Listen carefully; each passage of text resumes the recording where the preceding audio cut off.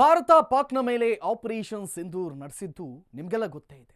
ಆದರೆ ಇಷ್ಟು ದಿನ ದಿವಾಳಿಸ್ತಾನ ಆಪರೇಷನ್ ಸಿಂಧೂರ್ನಲ್ಲಿ ನಮಗೆ ಯಾವುದೇ ರೀತಿಯ ಹಾನಿ ಆಗಿಲ್ಲ ಅಂತ ಸುಳ್ಳು ಹೇಳ್ತಾ ಇತ್ತು. ಆದ್ರೀಗ ಸ್ವತಃ ಪಾಕಿಸ್ತಾನದ ಉಪ ಪ್ರಧಾನಿ ಈ ಬಗ್ಗೆ ಸತ್ಯ ಒಪ್ಕೊಂಡಿದ್ದಾರೆ. ಆಪರೇಷನ್ ಸಿಂಧೂರ್ ಸಮಯದಲ್ಲಿ ಭಾರತ ಯಾವ ರೀತಿ ದಾಳಿ ಮಾಡಿತ್ತು ಅನ್ನೋದನ್ನ ಸಂದರ್ಶನವೊಂದರಲ್ಲಿ ಎಳೆಯಾಗಿ ಬಿಚ್ಚಿಟ್ಟಿದ್ದಾರೆ. ಆ ಮೂಲಕ ಜಗತ್ತಿನ ಮುಂದೆ ಮತ್ತೊಮ್ಮೆ ಪಾಕ್ ಬೆತ್ತಲಾಗಿದೆ.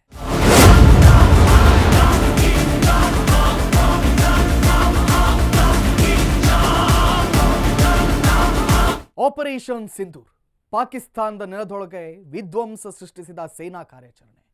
ನೂರಾರು ಉಗ್ರರನ್ನ ನೇರ ನರಕಕ್ಕೆ ಕಳಿಸಿದ ಸೇನಾ ಕಾರ್ಯಾಚರಣೆ. ಭಾರತದ ಈ ಯಶಸ್ವಿ ಆಪರೇಷನ್ ಅನ್ನ ಅನೇಕ ಪಾಕ್ ಸೇನಾ ಕೇಂದ್ರಗಳನ್ನು ಟಾರ್ಗೆಟ್ ಮಾಡಲಾಗಿತ್ತು. ಈ ಮೂಲಕ ತನ್ನ ನೆಲದ ಮೇಲಾದಂತಹ ದಾಳಿಗೆ ಭಾರತ ತಕ್ಕ ಪ್ರತೀಕಾರವನ್ನು ತೀರಿಸಿಕೊಂಡಿತ್ತು.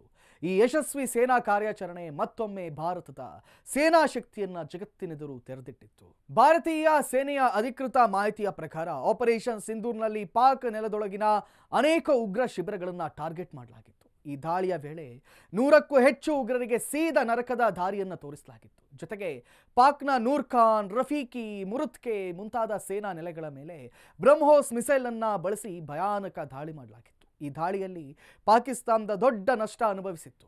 ಜೊತೆಗೆ ಪಾಕ್ನ ಅಣ್ವಸ್ತ್ರ ಸಂಗ್ರಹಗಾರ ಇರೋ ಕಿರಾನ ಬೆಟ್ಟದ ಬಳಿ ಕೂಡ ಬ್ರಹ್ಮೋಸ್ ದಾಳಿ ನಡೆದಿತ್ತು. ಆದರೆ ಇಷ್ಟು ದಿನ ಇವೆಲ್ಲವನ್ನ ಕೂಡ ಪಾಕಿಸ್ತಾನ ನಿರಾಕರಿಸ್ತಾ ಇತ್ತು. ಆಪರೇಷನ್ ಸಿಂಧೂರ್ನಲ್ಲಿ ನಮಗೆ ಯಾವುದೇ ನಷ್ಟ ಆಗಿಲ್ಲ, ಬದಲಾಗಿ ನಾವೇ ಭಾರತದ ಅನೇಕ ಯುದ್ಧ ವಿಮಾನಗಳನ್ನು ಹೊಡೆದು ಹಾಕಿದ್ದೀವಿ ಅಂತ ಜಗತ್ತಿನ ಮುಂದೆ ಪೋಸ್ ಕೊಡ್ತಾ ಇತ್ತು ಈ ಉಗ್ರಸ್ಥಾನ. ಆದ್ರೀಗ ಪಾಕ್ನ ನಿಜ ಬಣ್ಣವನ್ನು ಸ್ವತಃ ಪಾಕಿಸ್ತಾನದ ಉಪ ಪ್ರಧಾನಿಗೆ ಜಗತ್ತಿನ ಮುಂದೆ ಕಳಿಸಿದ್ದಾನೆ. ಏಪ್ರಿಲ್ 22, 2025 ಕಾಶ್ಮೀರದ ಪಹಲ್ಗಾಮ್ನಲ್ಲಿ ಭೀಕರ ಉಗ್ರ ದಾಳಿ ನಡೆದಿತ್ತು. ಪ್ರವಾಸಿಗರನ್ನ ಟಾರ್ಗೆಟ್ ಮಾಡಿದ್ದಂಥ ಉಗ್ರರು ಪುರುಷರ ಧರ್ಮ ಕೇಳಿ ಅವರನ್ನ ಕ್ಲೋಸ್ ರೇಂಜ್ನಲ್ಲಿ ಗುಂಡು ಹೊಡೆದು ಕೊಂದಿದ್ರು. ಇದರಲ್ಲಿ 26 ಜನ ಅಮಾಯಕರ ನೆತ್ತರು ಹರಿದಿತ್ತು. ಇದಕ್ಕೆ ಪ್ರತಿಕಾರವಾಗಿ ಮೇ 7 ಭಾರತ ಪಾಕ್ ಮೇಲೆ ಆಪರೇಷನ್ ಸಿಂಧೂರ್ ಹೆಸರಲ್ಲಿ ದಾಳಿ ನಡೆಸಿತ್ತು.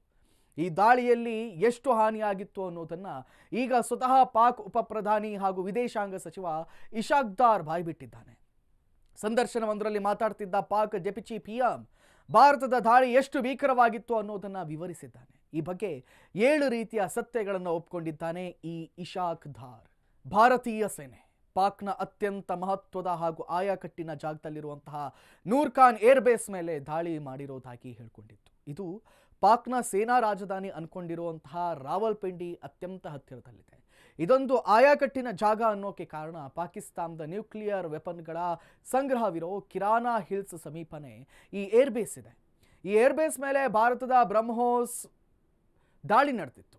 ಭಾರತದ ದಾಳಿಯಿಂದ ಅಲ್ಲಿ ಅಣು ವಿಕಿರಣ ಸೋರಿಕೆಯಾಗಿದೆ ಅನ್ನೋ ವದಂತಿ ಹಬ್ಬಿತ್ತು. ಪರಿಣಾಮ ಎದ್ನೋ ಬಿದ್ನೋ ಅಂತ ಓಡ್ ಬಂದಿದ್ದಂಥ ಅಮೆರಿಕ ಅಲ್ಲಿ ಎಲ್ಲ ರೀತಿಯ ಪರೀಕ್ಷೆಯನ್ನು ನಡೆಸಿತ್ತು. ಈಗ ಆಯಕಟ್ಟಿನ ಈ ವಾಯುನೆಲೆ ಮೇಲೆ ಭಾರತ ಅಟ್ಯಾಕ್ ಮಾಡಿತ್ತು ಅನ್ನೋದನ್ನ ಇಶಾಕ್ ದಾರ್ ಒಪ್ಕೊಂಡಿದ್ದಾನೆ. ಜೊತೆಗೆ ಭಾರತದ ದಾಳಿಲಿ ಏರ್ಬೇಸ್ನ ಅನೇಕ ಕಟ್ಟಡಗಳು ಹಾನಿಗೀಡಾಗಿದ್ದರಿಂದ ಪಾಕ್ನ ಅನೇಕ ಸೈನಿಕರು ಗಾಯಗೊಂಡಿದ್ರು ಅನ್ನೋದನ್ನ ಕೂಡ ಇಶಾಕ್ ದಾರ್ ಬಾಯ್ಬಿಟ್ಟಿದ್ದಾನೆ.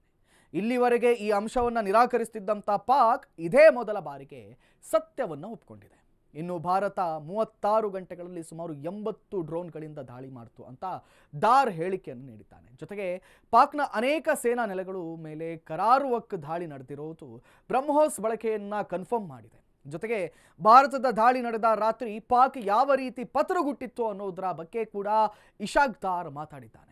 ಈ ಇಶಾಕ್ ದಾರ್ ಹೇಳೋ ಪ್ರಕಾರ ಭಾರತದ ದಾಳಿ ನಡೆದ ರಾತ್ರಿ ಪಾಕ್ನ ಜಂಘಾಬಲವೇ ಉಡುಗಿ ಹೋಗಿತ್ತಂತೆ. ಇಡೀ ಪಾಕಿಸ್ತಾನ ಭಯದಲ್ಲಿ ನಡುಗಿ ಹೋಗ್ತಿತ್ತಂತೆ. ಮೇ 9 ರಾತ್ರಿ 9 ಗಂಟೆಗೆ ಪಾಕ್ ಪ್ರಧಾನಿ ಶಹಬಾಜ್ ಶರೀಫ್ ತರಾತುರಿಲಿ ಸೇನಾ ನಾಯಕರ ಸಭೆಯನ್ನು ಕರೆದಿದ್ದಂತೆ. ಆ ನಂತರ ಪಾಕ್ ಸೇನಾ ನಾಯಕ ಆಸಿಮ್ ಮುನೀರ್ ಪರಮಾಣು ಬಂಕರ್ನಲ್ಲಿ ಅಡಗಿದ್ದ ಅನ್ನೋ ವದಂತಿಗಳು ಕೂಡ ಪ್ರಕಟವಾಗಿತ್ತು ಅನ್ನೋದು ಗಮನಾರ್ಹ. ಇನ್ನು ಪಾಕ್ ಅಣ್ವಸ್ತ್ರ ಸಂಗ್ರಹಗಾರದ ಬಳಿ ಇರುವಂತಹ ಅತ್ಯಂತ ಸೂಕ್ಷ್ಮವಾದ ನೂರ್ ಖಾನ್ ಬೇಸ್ ಮೇಲೆ ಭಾರತ ದಾಳಿ ನಡೆಸಬಾರ್ದಿತ್ತು ಅಂತ ಅತ್ತು ಬಿಟ್ಟಿದ್ದಾನೆ ಈ ಇಶಾಕ್ ದಾರ್. ಜೊತೆಗೆ ಪಾಕ್ ಅಮೆರಿಕದ ಕಾಲು ಹಿಡಿದು ಹೇಗೆ ಕದನ ವಿರಾಮ ಘೋಷಿಸಿಕೊಳ್ತು ಅನ್ನೋದರ ಬಗ್ಗೆ ಕೂಡ ಈತ ಬಾಯ್ಬಿಟ್ಟಿದ್ದಾನೆ. ಇಷ್ಟು ದಿನ ಭಾರತದ ಬೇಡಿಕೆಯ ಕಾರಣಕ್ಕೆ ಕದನ ವಿರಾಮ ಘೋಷಣೆಯಾಗಿತ್ತು ಅಂತ ಇತ್ತ ಪಾಕ್. ಆದ್ರೀಗ ಇಶಾಕ್ದಾರ್ ನಿಜ ಸಂಗತಿಯನ್ನ ಬಾಯ್ಬಿಟ್ಟಿದ್ದಾನೆ. ಭಾರತದ ದಾಳಿಯಿಂದ ಪರಿಸ್ಥಿತಿ ಕೈಮೀರೋ ಸ್ಥಿತಿ ನಿರ್ಮಾಣವಾಗಿತ್ತು. ಆಗ ಅಂತಾರಾಷ್ಟ್ರೀಯ ಒತ್ತಡಗಳು ಹಾಗೂ ಅಮೆರಿಕ ಮಧ್ಯಪ್ರವೇಶದಿಂದ ಎರಡೂ ದೇಶಗಳ ನಡುವೆ ಸೀಸ್ ಫೈರ್ ಘೋಷಣೆಯಾಗಿತ್ತು ಅನ್ನೋದನ್ನ ಇಶಾಕ್ದಾರ್ ಬಾಯ್ಬಿಟ್ಟಿದ್ದಾನೆ. ಅಲ್ಲಿಗೆ ಭಾರತದ ದಾಳಿಯಿಂದ ಕಂಗಾಲಾದ ಪಾಕ್ ದಾಳಿ ನಿಲ್ಲುವಂತೆ ಅಮೆರಿಕದ ಕಾಲು ಹಿಡಿತು ಅನ್ನೋದು ಖಚಿತವಾದಂತಾಗಿದೆ.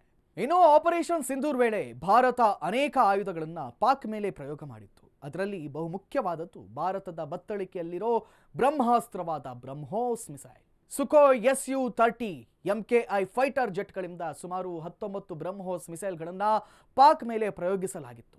ಜೊತೆಗೆ ಅಮೆರಿಕ ನಿರ್ಮಿತ ಸ್ಕಾಲ್ಸ್ ಕ್ರೂಸ್ ಮಿಸೈಲ್, ಫ್ರಾನ್ಸ್ ನಿರ್ಮಿತ ಹ್ಯಾಮರ್ ಬಾಂಬ್ಗಳು, ಇನ್ನು ಇಸ್ರೇಲ್ ನಿರ್ಮಿತ ಸ್ಪೈಸ್ 2000 ಬಾಂಬ್ಗಳು ಹಾಗೂ HAROP ಡ್ರೋನ್ಗಳನ್ನು ಕೂಡ ಪಾಕ್ ಮೇಲೆ ಪ್ರಯೋಗ ಮಾಡಲಾಗಿತ್ತು. ಇನ್ನೇನು ಪಾಕ್ ಪ್ರತಿದಾಳಿಯನ್ನ ತಡೆಯೋಕೆ ನಮ್ಮ ಸ್ವದೇಶಿ ನಿರ್ಮಿತ Akash air defence system, Akash ತೀರ ಕಮಾಂಡ್ ಸಿಸ್ಟಮ್, ಬರಾಕ್ 8 ಹಾಗೂ S-400 ಸಿಸ್ಟಮ್ಗಳ ಬಳಕೆ ಮಾಡಲಾಗಿತ್ತು. ಒಟ್ನಲ್ಲಿ ಈಗ ಪಾಕ್ ಉಪ ಪ್ರಧಾನಿ ಹಾಗೂ ವಿದೇಶಾಂಗ ಸಚಿವನೇ ಆಪರೇಷನ್ ಸಿಂಧೂರ್ ದಾಳಿ ವೇಳೆಯಲ್ಲಾದಂತಹ ಹಾನಿಯನ್ನು ಒಪ್ಕೊಂಡಿರೋದ್ರಿಂದ ಉಗ್ರಸ್ಥಾನ ಮತ್ತೊಮ್ಮೆ ಜಗತ್ತಿನ ಮುಂದೆ ಬೆತ್ತಲಾಗಿದೆ ಅನ್ನೋದು ಸುಳ್ಳಲ್ಲ.